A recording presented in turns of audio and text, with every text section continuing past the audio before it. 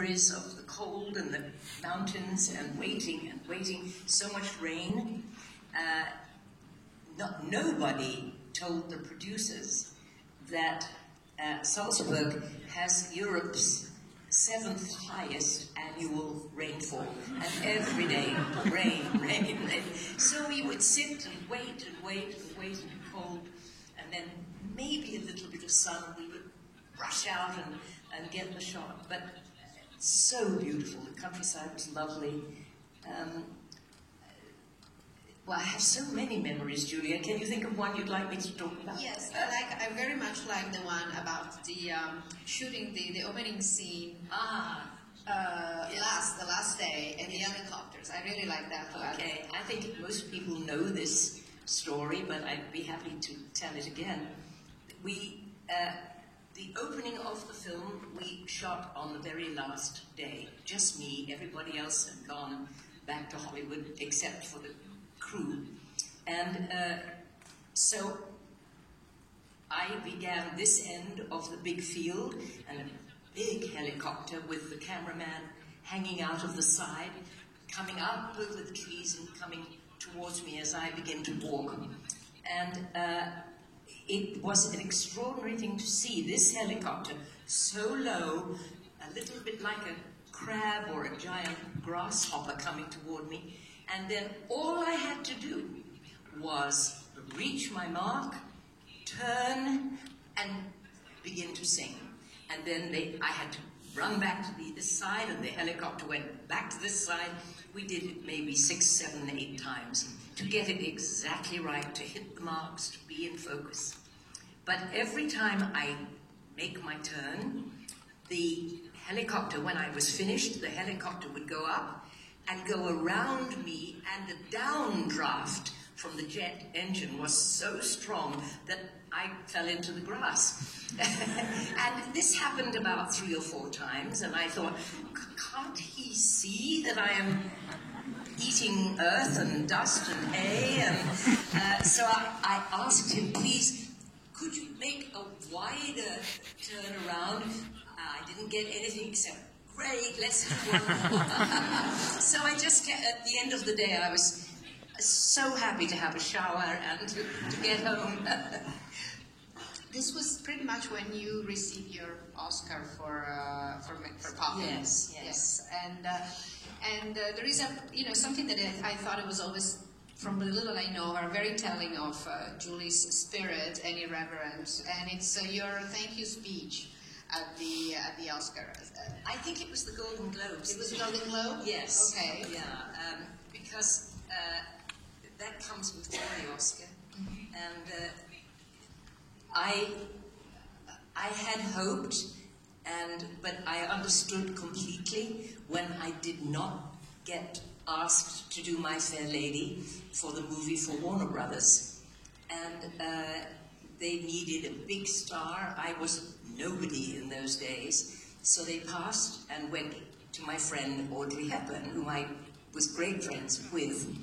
But it's not difficult to get over the disappointment, because Mr. Disney comes along and says, would you like to do Mary Poppins? And so, yes, thank you. So when I received the Golden Globe for Mary Poppins, I got up and I said I would like to thank, first of all, somebody very important, Mr. Jack Warner, who made this award for Mary Poppins possible. So thank you so much. I'm going to open it to the audience soon, but I want to move on to one of the great collaborations in your career, and it's the one. I wonder what that could be. It is the one with your husband Blake Edwards. Yes. You made 7 films together. 7 or 8? 7, I think. 7, yeah.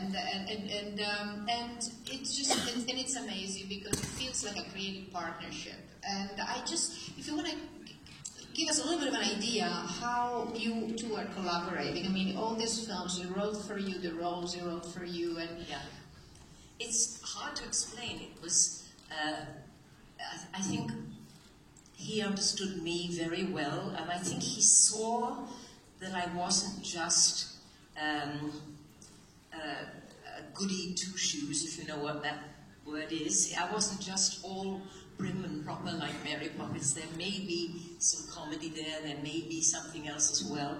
And he saw that and developed it for when we worked together, but also I understood him also very well over the years. We were married 41 years and we knew each other 44 years. So there was a lot of time to get to know how we worked. He was funny, irreverent, full of joy. People will tell you, people that worked with him, that people begged to be on his set, on his films, because they were always such fun. I think that, you know, as I see it, Hollywood was going through a transition, and you know, the big musical were sort of fading. Well, beginning to fade. Beginning to By the time I did Star, low-budget pictures like Easy Rider, those kind of movies were coming into favor. So big-budget films, people were a little bit angry and felt it was a waste. Excuse me, look at the big-budget films now. But in those days, they said, this is too much, this is too much. So all the great musicals went a little bit down, and all the independent films came up, which is fine. And now it's, the balance is good again. And I think Blake and your work together was very much a force of change and with the times. Yeah, but also very innovative, because things, his films like 10 and Victor Victoria, for instance, were all with a fresh take, with a new idea. To write in 10 about a kind of middle-aged male crisis for guys, it was not a first time, but I think it was a very important film for that story. Yeah, and funny. I mean, Debbie Moore was so adorable in 10. And then S.O.B. was an especially interesting movie because it really was Blake's, would you call it revenge? A little bit. A little bit revenge for getting back at Hollywood, because in the early days with Blake, he did not have the final cut, and quite often the heads of the studio would say, no, we take this out, we take that out, and they would take what Blake felt was the most important pieces and destroy his movies, so he wrote S.O.B. as a gotcha, you know. And he wrote especially your part for... Well, I understood. He really wrote a satire on my image. Sally Miles, called Smiles, in the movie was such a good lady and known for playing Peter Pan in her youth. And so eventually her husband in the movie makes a big flop, and he decides to remake this film and make it into a pornographic movie for his wife, his star.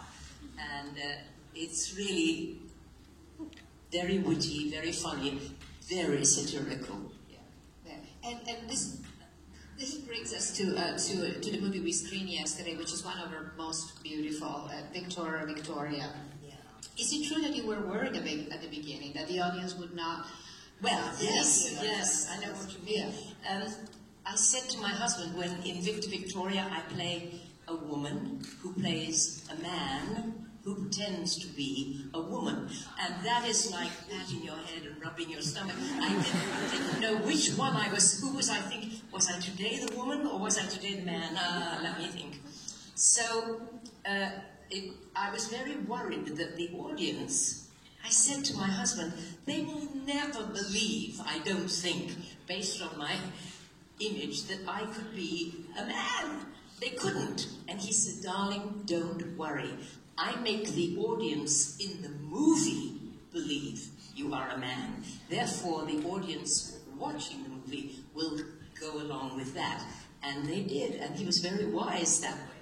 How did you, but you did, I was watching the movie a couple of weeks ago to prepare for this, and you really, the body language is amazing. You change when you're her, when you're, you know, Well, I didn't know what to do at first, and so I studied, which I was very happy about. I studied men a great deal. And what is the difference? What do they do? How do they sit? What do they... Ladies use their hands a lot, and their expressions a lot. Men sit with their legs wide, and their hands in the pockets, or keep mostly more still. So I thought, well, that's one thing I can do. And then I dropped my voice a lot. I mean, from being normal, I would go away, I'm here. And then it was kind of interesting, but always walking on a tightrope for me. And I think one of the defining decision on the set of that film was to, instead of doing on location, to go and shoot on backstage. Yeah, and why was that so important, do you think? The film was set in roughly, I think, 1934 or something like that, and Blake wanted to shoot in Paris. It was all taking place in Paris. But there was no place outside that we could shoot that did not have a television aerial or some kind of modern device. And Blake said, I don't think I can find anywhere in Paris that looks as old as 1934. And he heard that Pinewood Studios had 2 giant sound stages back to back. And they opened the doors, and it was built originally for the James Bond movies. But Blake managed to get these 2 sound stages, and the entire film, all of the film, was shot inside. And it gave the film unconsciously an intimacy that I don't think we would have gotten outside. And also, our director of photography, who was a wonderful gentleman, he said, we are filming, if we need to look like we are in winter in the snow, and this can be very cold, very blue on camera. So he said, I'm going to follow the postcards of Utrillo and put warm light on the snow, like neon lights or bar signs or traffic light, whatever, onto the snow to make it look like a warmer place. And it worked. You don't see it, it's subtle, but unconsciously, I think it makes all the difference to that movie. Because being intimate and warm, it just gave the film miraculously what it needed. And I think my husband knew ahead of time that's what he'd get. Well, one of the things, as you can see, you can hear, one of the things that's extremely fascinating in talking with Julie is her passion for cinema, but also the way it's made, not just in front of the camera. Is that something you enjoy, the process? Yes, I took a long time to learn about it, and in my new book, which is coming out in October, in the middle of October, I describe at the beginning what it is like to learn about film and how you do it and how you make the magic and how you...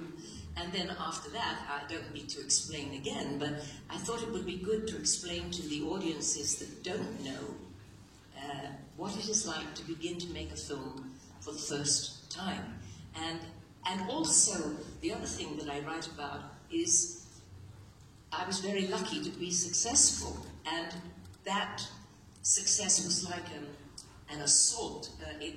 When it exploded, I made 3 films before even one was released, so I was having a very happy time making movies and playing and having a good time, and then suddenly all of them were released to the public, and then it was, for a while, it could, if you did not have some kind of, and I didn't really, I wasn't so rooted, but I hope I had some common sense, but it could knock you off your feet, that assault of press and adulation and all of that. And before I open it, I promise I will, I want to talk about That's Life. The last film that Julie concludes the book, and also is the last film she did with Blake Edwards, was called That's Life. And it's not the last time we worked, but the last film. The last film you did, yeah. And it's practically a beautiful home movie. It was self-produced. It was shot in their home. Emma is in it. Their family is in it. Emma is in it. Has a big role in it. And Jack Lemmon plays a character that is very much Blake Edwards. And Jack Lemmon was adorable, and Blake, to watch my husband telling Jack Lemmon how to be Blake Edwards was, well, you know all along, you know what you're like, how dare you be that smart. And it was a great pleasure. My daughter sitting here is my co-author on my book, but she's also a wonderful actress and writer, and he gave us both the pleasure of working together in that movie, didn't he, darling? Yeah. Okay, now it's your turn. And there.